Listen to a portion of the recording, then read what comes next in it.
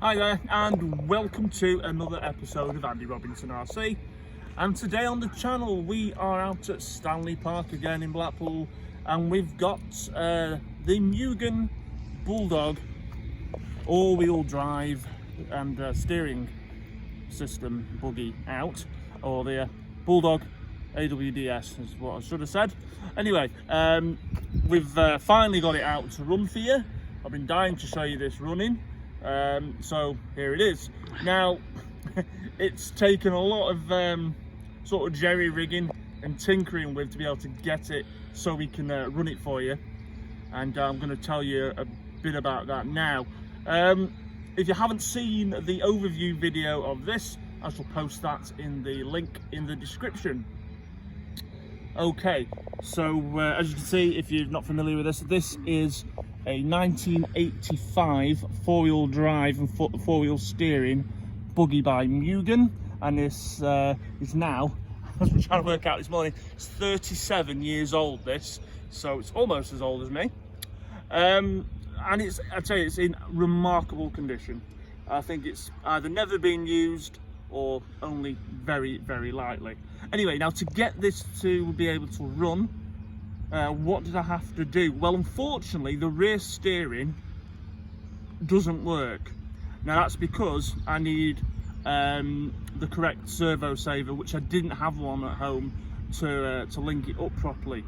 The original steering servo saver, that it was linked to, would make the steering turn in the same direction as the front wheels, and then it just wouldn't turn properly. It would just start crabbing a lot. So I've locked the steering bar, which you can actually see it there. I've cable tied it here. I didn't want to take it off, so I've just locked it there. It's a couple of cable ties just to keep it out of the way, and that pretty much locks the wheels in the back. They do wander a little bit. You can tell it does slightly drift to the side when it's running. Now I do know that when these were raced back in the 80s, a lot of drivers did end up disabling the rear steer anyway, because although you got a really tight steering circle, I don't think it was seen as a massive advantage in the end. So a lot of drivers did lock the rear, so we've kind of done that. But it's only like a temporary thing. Once this is finished being filmed with today, I'm going to return it to how it was when I received it. So that was one thing I had to do. Also at the front here, the kit's servo saver was terrible. When you plugged it all in to turn it, the servo didn't turn the wheels. The old servo saver just turned and moved itself. It just wasn't strong enough. So I ditched that, and I put a fixed steering arm servo saver there, so that now will turn the front wheels left and right. Also as well, all the servos are cable tied in. Now I took this one out and I put some double-sided servo tape in there, and then cable tied it in with fresh cable ties, and that just made it a little bit more sturdy, so we could get as much steering as possible. And having just driven it around, it does steer quite well, so I'm pretty pleased with that. So I had to faff around with that. The other thing I had to do as well, you see it's quite a tangle of wires in there. Now, there was no on-off switch from the receiver to the mechanical speed control. So what I've done is, and I didn't want to start chopping off original wires, so all I've done is I've temporarily put in a Tamiya TBL E02 speed controller I had lying around, and I soldered some extra motor wires on there onto the motor, left the original ones in still, and then I just hooked it all up, basically just to get it running, to show you all, because I said I don't want to really start messing around with such an original and vintage car like this, and I don't want to damage anything. I even tried to put different wheels and tyres on, because these are really fragile. There's stress marks all over them, and I was a bit wary about running it and then doing the wheels in and then not you can't find them at all. Anyway, but I have decided, well, mainly because I didn't have any wheels that fit it, to be very careful, and we're running it with the original wheels and tyres. It's only got the standard 540 motor in it, so it's not lightning fast, so it should be okay for the amount of running we're doing. So yeah, so basically it's running, not quite how I wanted. I still might try and rig the four-wheel steer up at some point if I find the correct servo saver I need, but we've got it out and running anyway to show you. So what we'll do is we'll get this back down on the ground and we'll do a bit more running for you, and I hope you enjoy it, because I've really liked working on this, even though it's been a bit of a fiddly pain in the arse at times. Anyway, let's put it down and give it a bit more of a run. I'll just make sure the tyres are on. The tyres are partly glued. I was going to glue them back on, but as I said, the wheels are that fragile on it, I just don't want to mess with it too much. Anyway, let's give it a bit more of a run.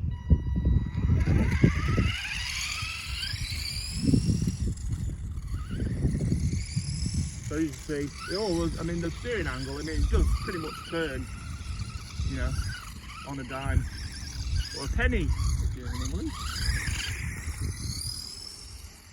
And you can see it automatically drifts off to the left or right, no matter how much you mess with the steering trim, because of those back wheels. Although they're locked, they're not completely locked, so it does drift a bit. But you know, at least it's running.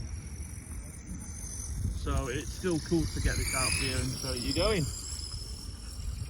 And, frankly, I wouldn't want to put anything faster in this at all.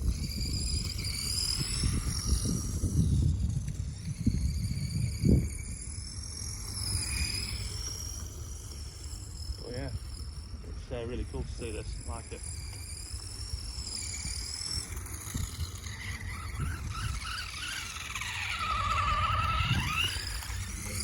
The other thing was, what I just remembered then, is finding a battery to fit in it. All my race packs just wouldn't fit in, they're just too big. So I found a 3000 milliamp NIM pack, and I managed to fit that in. And I've had to cable tie that in. It did come with a brass strap, or a copper strap that was in the middle, and I couldn't figure out how that actually even works. So I took that out, and again, we've just cable tied it in for now, but it's working fine. You can't really notice it.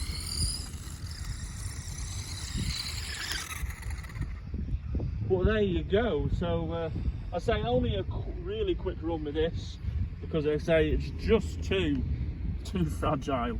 But I hope you've enjoyed seeing it go on the bowling green. This is about as safe as I want to play it, because I didn't want to take it on any jumps or anything like that. But there it is. So that is the 1985 Mugen Bulldog AWD-S buggy with the unique air shocks that you can see there. And actually they do a pretty good job of soaking up the bumps, or what little bumps are on the bowling green here. Also, before I forget, as I said, this in my other video, I said it's got three sort of ball lifts. You've got one in the front, one in the rear, you've got the central one here. Now, from reading I did on this, you've pretty much got to have it locked up to get the sort of any traction. So if I do that, you can see all the wheels going at the same time. And if I do that as well, it's locked. There's no sort of real diff action there. But, you know, it drives fine as it is. But that's what I found after like reading a bit of sort of information on it. Anyway, I hope you've enjoyed seeing this one run. I've enjoyed sort of getting it going and showing you, and now it's going to be going back home on the shelf for now. But I said I might get it running again, and we'll see if I can get a chance to get the four-wheel steer going. We'll see.